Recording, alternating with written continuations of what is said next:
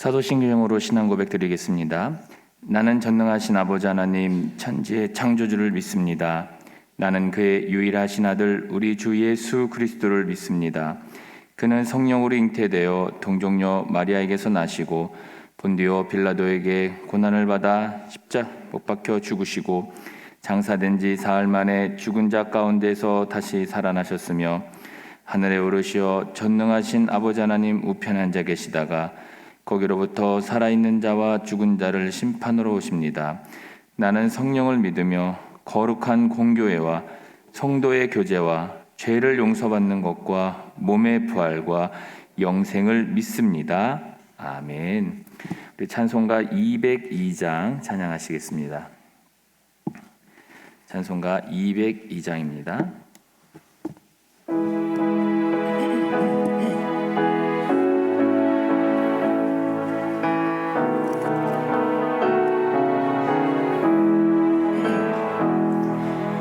하나님 아버지 주신 책은 귀하고 중하신 말씀일세. 기쁘고 반가운 말씀 중에 날 사랑한단 말 참 좋도다. 주께서 너를 사랑하니 즐겁도다. 주께서 너를 사랑하니 나는 참 기쁘다. 구속의 은혜를 저버리고 어긋난 땅 길로 가다가도 예수의 사랑만 생각하며 곧 다시 예수께 돌아오리. 주께서 너를 사랑하니 즐겁도다. 주께서 너를 사랑하니 나는 참 기쁘다. 구주의 영광을 바라보니 예수의 이름을 찬양하리. 영원히 찬양할 나의 노래 예수의 이름이 귀하도다. 주께서 너를 사랑하니 즐겁도다. 주께서 너를 사랑하니 나는 참 기쁘다. 주 예수 날 사랑하시오니 나 또한 예수를 사랑하네. 날 구원하시려 내려오사 십자가 위에서 죽으셨네. 주께서 너를 사랑하니 즐겁도다. 주께서 너를 사랑하니 나는 참 기쁘다. 주 예수 날 사랑하시오니 마귀가 놀라서 물러가네. 주 나를 이렇게 사랑하니 그 사랑 어떻게 보답할까. 주께서 너를 사랑하니 즐겁도다. 주께서 너를 사랑하니 나는 참 기쁘다. 아멘. 오늘 우리가 함께 봉독할 하나님의 말씀은 말라기 3장 13절에서 18절까지의 말씀입니다. 말라기 3장 13절에서 18절까지의 말씀입니다. 우리 한 절씩 교독하시고 마지막 절은 함께 봉독하겠습니다. 여호와가 이르노라 너희가 완악한 말로 나를 대적하고도 이르기를 우리가 무슨 말로 주를 대적하였나이까 하는도다. 이는 너희가 말하기를 하나님을 섬기는 것이 헛되니 만군의 여호와 앞에서 그 명령을 지키며 슬프게 행하는 것이 무엇이 유익하리요. 지금 우리는 교만한 자가 복되다 하며 악을 행하는 자가 번성하며 하나님을 시험하는 자가 화를 면한다 하노라 함이라. 그때 여호와를 경외하는 자들이 비차이 말하매 여호와께서 그것을 분명히 들으시고 여호와를 경외하는 자와 그 이름을 존중히 여기는 자를 위하여 여호와 앞에 있는 기념책에 기록하셨느니라. 만군의 여호와가 이르노라 나는 내가 정한 날에 그들을 나의 특별한 소유로 삼을 것이요 또 사람이 자기를 섬기는 아들을 아낌같이 내가 그들을 아끼리니. 같이 읽습니다. 그때 그때에 너희가 돌아와서 의인과 악인을 분별하고 하나님을 섬기는 자와 섬기지 아니하는 자를 분별하리라. 아멘. 기도하겠습니다. 좋으신 아버지 하나님, 은혜를 감사합니다. 지난 간밤에도 저희들을 주님의 품 안에서 편히 쉬게 해주시고 또 이 새벽에도 저희들을 주 앞에 불러주심을 감사합니다. 오늘도 저희들에게 새날 주시고 또 생명 주시고 건강 주셨는데 이 한 날도 주님과 더불어 동행하게 하시고 주를 기쁘시게 하는 한 날 되게 하여 주옵소서. 이 새벽에도 주님을 사모합니다. 말씀과 기도 가운데 저희들을 만나 주시며 주의 성령으로 충만케 하여 주옵소서. 주님께 감사의 예물 또 일천번째 예물을 올립니다. 하느님 아버지, 믿음으로 또 순종으로 감사로 드리는 예물을 주님께서 기뻐 받으시고 약속하신 하늘의 복과 땅의 복으로 충만하게 채워 주옵소서. 주의 은혜로 종의 가정들을 형통케 해주시며 그 자녀들을 축복하여 주시옵소서. 예수님의 이름으로 축복하며 기도하옵나이다. 아멘. 이 새벽에도 주의 은혜와 축복이 함께 하시기를 축원합니다. 광고 먼저 하나 드리겠습니다. 저희 교회에 정의설 집사님이 어제 소천하셨습니다. 우리 선한양 권사님 아들이고요. 원유선 집사님 남편입니다. 장례식장은 부여 건양대병원 장례식장 2층이고요. 오늘 오전 11시에 입관 예배가 있습니다. 교회에서는 10시 50분에 출발하겠습니다. 천국 환송 발인 예배는요. 내일 오전 7시 30분에 있습니다. 교회에서는 7시 20분에 출발하겠습니다. 우리 정유설 집사님은 삼남전도회고요. 원유선 집사님은 6여전도회입니다. 구역은 2교구 19구역, 운구팀은 B조 8에서 10남전도에서 부탁을 드리겠습니다. 정 집사님은 이제 암 때문에 고생하셨었어요. 그러시다가 돌아가신 겁니다. 이제 오늘 말라기 이제 3장 13절 말씀을 통해서 우리가 참 신앙이 무엇인가? 그동안 이제 우리 그 한국 교회에서 이제 신앙을 가르칠 때 그 초창기 우리 선교사님들이 복음을 전하면서 가르쳤던 그 신앙의 골격에서 크게 변하지 않았어요. 이제 초창기 선교사님 와서 복음을 말씀을 가르치고 배웠던 그 신앙이 지금 이제 우리 한국 교회가 이제 거의 130년 복음 전파가 되잖아요. 그런데도 초창기 선교사님들이 가르쳐 주셨던 그런 신앙의 틀을 크게 벗어나지 않고 신앙생활을 하고 있는데 위기가 있는 것입니다. 이제 결혼 생활로 비유하자면 연애 시절에 그 사랑하는 방식과 결혼하고 난 다음에 사랑하는 방식은 달라집니다. 또 결혼도 초창기의 결혼 생활과 또 나이가 들어서 결혼 생활은 다릅니다. 그러니까 예를 들어서 이제 아이가 없을 때의 가정 생활, 또 아이가 있을 때의 가정 생활 이런 것들이 달라집니다. 그래서 이제 가정도 보면은 봄, 여름, 가을, 겨울이라는 시기를 지나가는 것이죠. 그래서 그 시기에 걸맞는 그런 변신이 필요한 거예요. 변화가 필요한 것입니다. 이제 교회도 그렇죠. 교회도 우리가 처음에 복음이 전파되던 시절의 그 신앙의 모습과 그 다음에 지금은 이제 한국 교회가 이제 2대, 3대, 4대가 오는 그런 신앙생활이에요. 그럴 때의 신앙생활의 모습은 다른 것입니다. 그런데 한국교회가 초창기에 선교사님들이 복음을 전해주던 그 신앙의 틀을 이미 우리 한국교회는 벌써 130년이 지났는데도 그 틀을 계속 유지하고 있는 거예요. 그러니까 그 대표적인 그런 이제 부작용 중에 하나가 뭐냐면은 신앙의 다음 세대를 길러내지 못합니다. 그러니까 1세대의 신앙 방식이 맞은 거예요. 근데 2세대는 안 맞는 거예요. 신앙의 2세대는 그 1세대들의 신앙 방식이 안 맞습니다. 그러니까는 그 1세대들인 부모들이 전해주는 신앙을 계승하지 않는 것이죠. 안 맞기 때문에 그런 것입니다. 그 성경이 달라졌다는 얘기가 아니에요.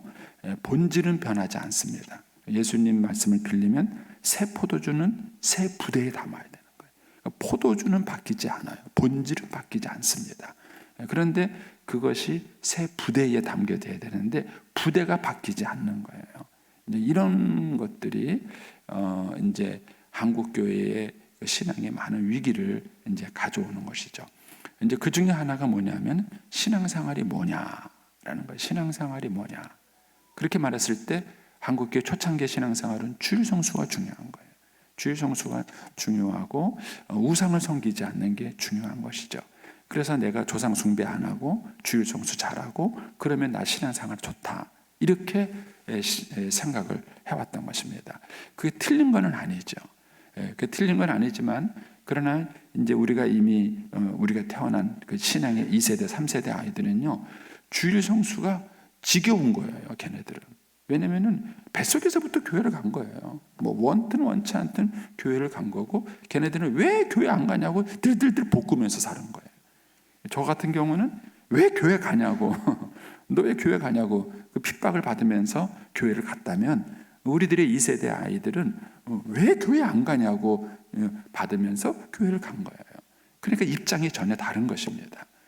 그러니까는 그 아이들에게 정말 신앙이 뭐냐라는 문제를 제대로 우리가 좀 고민하고 가르칠 필요성이 있습니다.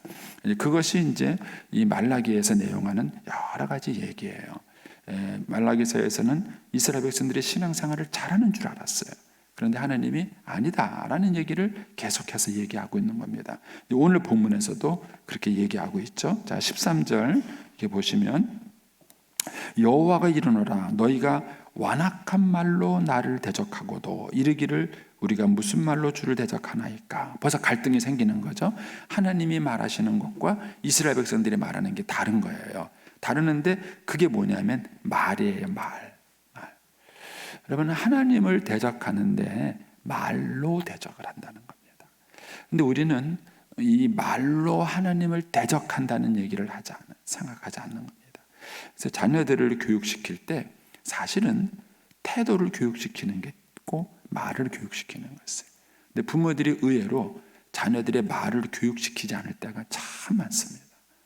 근데 자녀들을 건강하게 교육시키는 방법 중에 하나는 뭐냐면 말을 바르게 하도록 가르치는 거예요.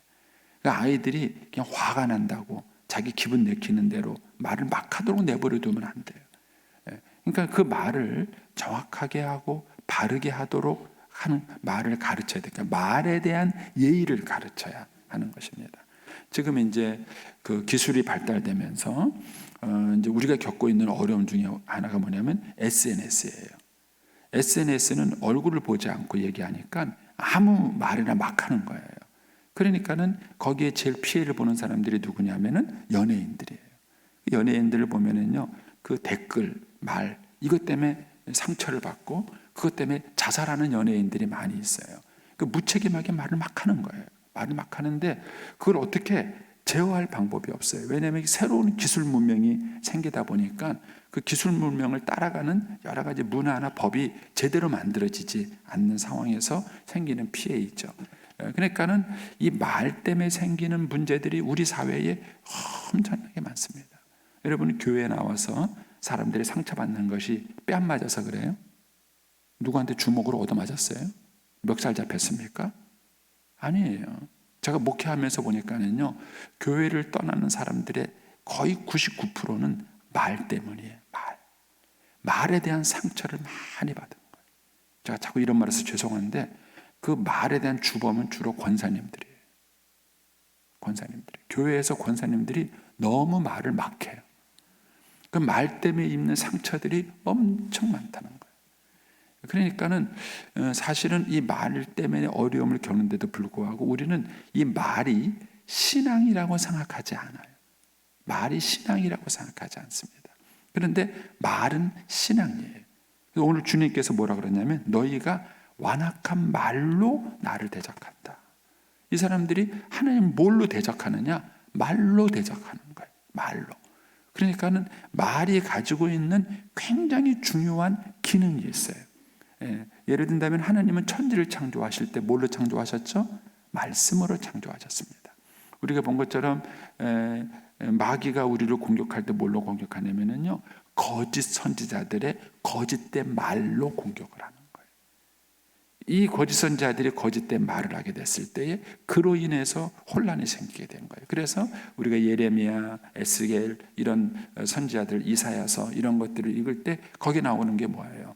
특별히 예레미야서를 보면은요, 거짓 선지자들이 거짓된 말과 설교를 한 거죠. 그러고 인해서 잘못된 그런 말들이 생기면서 결국 그 시대가 망하게 되는 것이에요. 또 여러분들이 이제 가정 안에서 생각해 봤을 때 여러분들이 부모에게 입는 상처가 뭐예요? 부모들에게 입는 상처. 여러분들이 어린 시절을 생각해 보세요. 여러분들이 엄마 아빠에게 입은 상처가 뭐예요? 말 아닌가요? 말. 부모들이 말을 막 해요. 자녀들한테 말을 조심스럽게 하셔야 돼요. 특별히 자녀가 사춘기에 들어가면은 부모의 말이 예의가 있어야 돼요. 예의. 여러분, 자녀들에게 말할 때 예의가 있나요? 우리는 어른들은 아랫사람한테 얘기를 얘기할 때 예의가 있어야 된다는 생각을 하지 않아요. 그러나 어른들이 자녀들에게 말을 할 때도 예의가 있어야 돼요. 근데 우리는 말을 막 하는 거예요. 그러니까 자녀들도 상처받는 게 뭐냐면은 부모의 말 때문이에요. 부모의 말. 그리고 어떤 분들은 어렸을 때 그 들은 말이 뇌리를 떠나지 않으세요. 계속 너는 재수 없는 년이다. 재수 없는 년이 뭐예요? 재수 없는 년이. 근데 이제 그 말이 늘 머리를 떠나지 않아요. 그래서 나는 재수 없는 년이라, 나는 재수 없는 년이라. 이것이 그 머리를 떠나지 않는 것이죠. 그래서 이런 면에서 내가 정말 신앙생활을 잘하는지, 소위 말하는 영적으로 내가 성숙했는지 성숙하지 않았는지를 측정해 볼 수 있는 여러 가지 기준이 있는데 그 중에 하나가 뭐냐면 말이에요. 말. 내가 예수 믿고 말하는 게 달라졌는가? 성령 세례받고 말하는 게 달라졌는가? 내가 믿음 생활을 10년, 20년 했는데 말하는 게 달라졌는가? 그거예요. 그 말이 우리의 내면에, 우리 신앙의 성숙을 표현하는 것이죠. 자, 그런데 자, 오늘 13절에 보면은 아무 말이 하나님 대적하는 게 아니죠. 거기 뭐냐면 너희가 완악한 말로 나를 대적한다. 그럼 이 완악한 말이 뭘까 하는 것이죠. 그것이 14절, 15절이에요. 이들이 말한 완악한 말이 뭐냐? 14절에 보면은 이는 너희가 말하기를 하나님 섬기는 것이 헛되다. 하나님 섬기는 것이 헛되다. 쉽게 말하면은 예수 믿고 난 다음에 무슨 유익이 있느냐는 거예요. 예수 믿고 난 다음에 계속 어려움이 있고 힘든 일이 있는데 대체 예수 믿어서 뭐 복 받았느냐? 예수 믿으면 헛되다, 헛수고다. 이렇게 얘기하는 것이죠. 두 번째는 만군의 여호와 앞에서 그 명령을 지키며 슬프게 행하는 것이 무엇이 유익하리요. 하느님 말씀대로 살려고 애를 써봤는데 그거 다 헛방이다. 하나님 말씀대로 살아보고 대체 얻어진 것이 뭐냐? 이런 거예요. 결국 하나님의 선하심에 대한 불신이에요. 하나님이 정말 살아계신가? 내가 하나님 말씀대로 살았는데 정말 하나님이 공의로우신 하나님인가? 이런 것에 대해서 우리가 살아가면서 이 얘기를 하는 것이죠. 그런데 이 사람들은 이런 말을 하고 살았어요. 그리고 특히 이제 15절에 가시면 뭐라고 얘기하냐면은 우리는 교만한 자가 복되다 하며 악을 행하는 자가 번성하며 하나님을 시험하는 자가 화를 면한다. 이게 악인이 더 잘 된다는 거예요. 그러니까는 예수 믿는 거 헛수고다 이거예요. 예수 믿는 거 헛수고고 오히려 예수 믿지 않는 사람이 더 잘 된다. 이렇게 이제 얘기를 하는 것입니다. 이 말이 완악한 말이고 이것이 하나님을 대적하는 말이에요. 그런데도 이스라엘 백성들은 뭐라 그랬냐면 우리가 무슨 말로 주를 대적하나이까 이렇게 말을 해요. 그럼 이 사람들은 이런 말을 하면서도 왜 자기는 하나님을 대적하는 말이라고 생각하지 않았을까요? 왜 이런 하나님을 원망하는 말을 했는데도 자기들은 왜 하나님을 대적한 적이 없다 이렇게 말을 했을까요? 그 이유는 뭐냐면 자기는 현실을 얘기한다고 말했기 때문에 현실적으로 그런 거예요. 실제로 우리 주변에도 그런 일이 있지 않나요? 그러지 않잖아요. 저도 목회다 보면은 이런 모순을 볼 때가 참 많아요. 믿음으로 착하게 사는 사람이 어려움을 겪고 신앙생활 잘 안 하고 어렵게 악하게 사는 사람이 더 세상적으로 잘 되고 이런 모습들을 볼 때가 있어요. 그러면 신앙생활 하는 사람이 갈등이 생겨요. 도대체 예수 믿는 유익이 뭔가? 내가 신앙생활 잘해가지고 대체 얻어진 유익이 뭔가? 이러면서 불평하는 마음이 생기게 한 것이죠. 그러니까 이 사람들은 당연히 자기는 사실을 얘기한다고 생각한 거예요. 사실을 얘기하기 때문에 하나님을 대적하는 말을 안 했다고 생각을 한 것입니다. 근데 주님은 그거를 하나님을 대적하는 말이다 이렇게 말을 한 거예요. 그 이유가 뭘까요? 정확하게 말하면 14, 15절은 사실이 아니라요, 그 현상에 대한 자기의 해석이에요. 해석. 우리가 많은 경우 우리가 하는 말이 객관적이라고 우리는 생각을 해요. 그러나 객관적이지 않습니다. 그 말에 대한 해석이에요. 우리가 보통 이제 그 언론에서 그런 얘기를 하잖아요. 언론의 생명이 뭡니까? 사실을 정확하게 보도하는 거예요. 그런데 우리는 이미 알아요.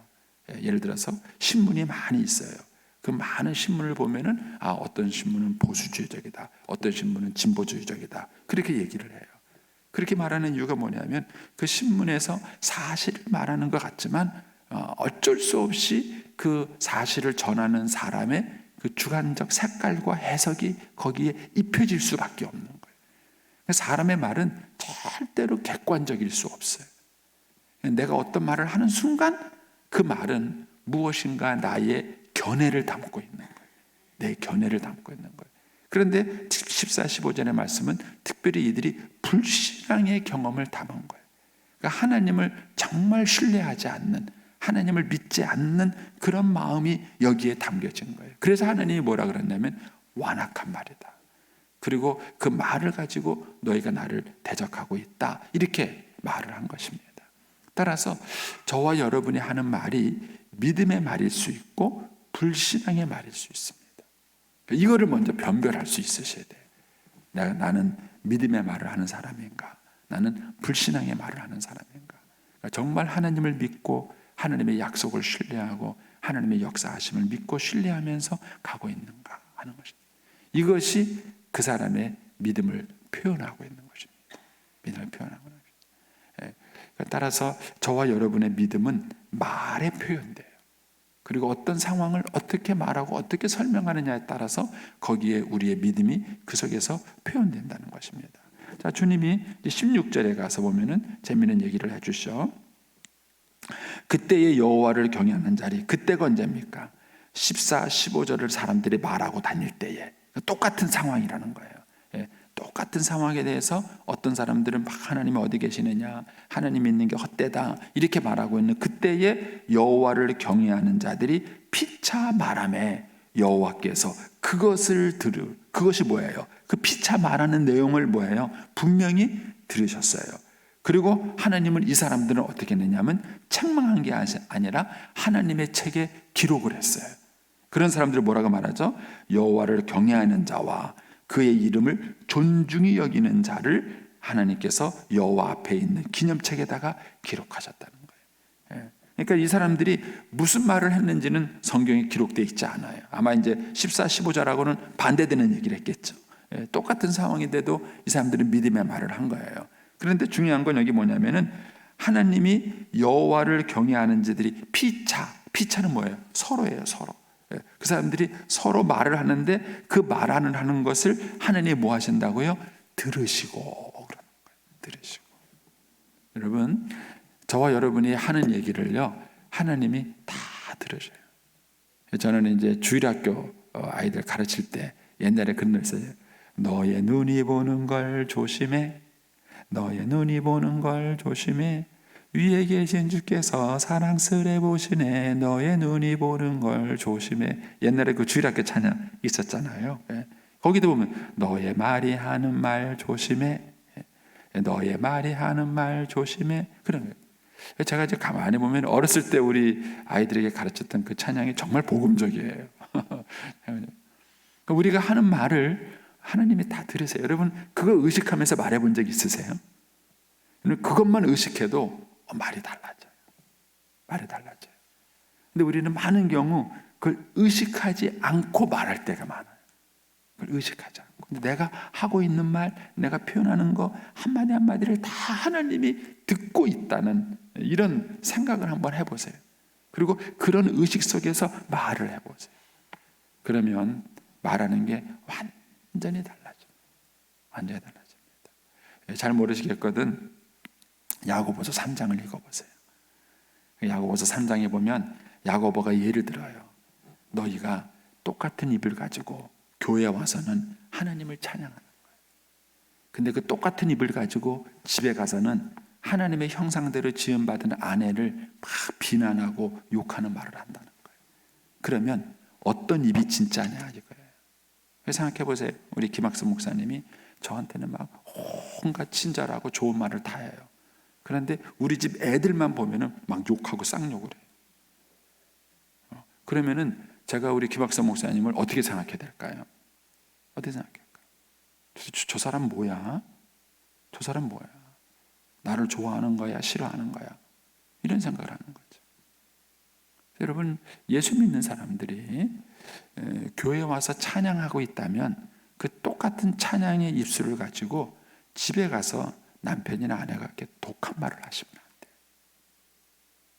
근데도 우리는 부부 사이에 예수 믿는 집사 엄마하고 예수 믿는 집사 아빠하고 막 그래 죽여라 이년아 하고 싸우잖아요. 말이 너무 독하지 않나요? 주님이 그렇게 얘기하시는 거예요. 근데 그 모든 말을 하나님이 듣고 계셔요. 그 말을 다 듣고 있다는 거예요. 그래서 여러분들이 이것만 생각해도 말하는 게 달라져요. 말하는 게 달라지고 표현하는 게 달라지는 거예요. 주님은 그 얘기를 하시는 거예요. 그리고 그들이 피차 하는 말을 분명히 들으셔요. 그리고 뭐라 그러냐면은 하나님이 그들을 하나님의 책에다가 기록한다. 이 얘기는 하나님이 진짜 우리의 믿음을 말 보고 평가한다는 거예요. 우리의 말을 보고 우리의 말을 듣고 우리의 믿음을 평가한다는 것입니다. 여러분 이런 면에서 저와 여러분이 정말 신앙을 바르게 갖고 있는가 하는 거예요. 저는 말을 실수를 안 하는가? 저도 하죠. 왜 안 하는 거지? 다만 이제 그게 이제 점점 성숙해져 가는 거예요. 옛날에 10번 했다면 이제는 9번으로 줄이고 9번 했다면 8번으로 줄이고 8번 했다면 7번으로 줄이고 여러분 그게 믿음이 성숙하는 거예요.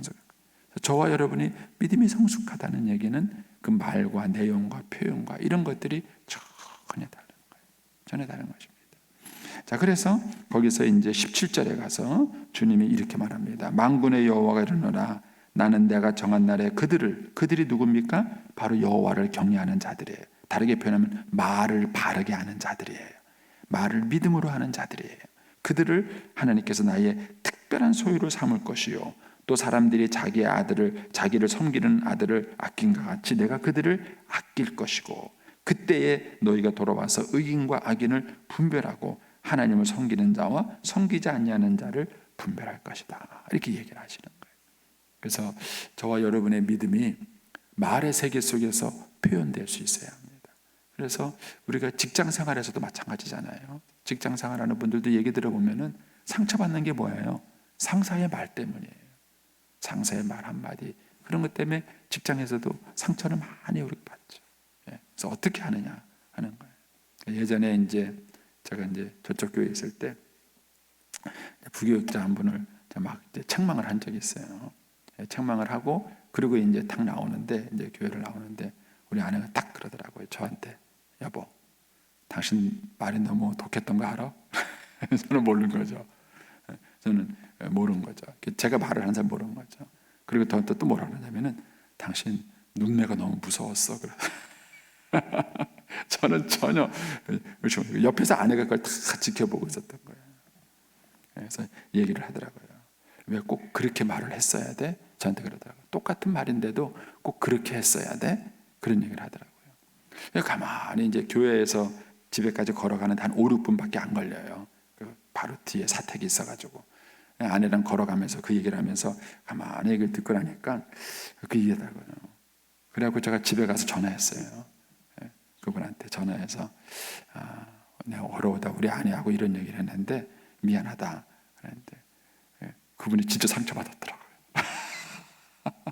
제가 그렇게 말한 거에 대해서 그분이 진짜 상처를 받았더라고요.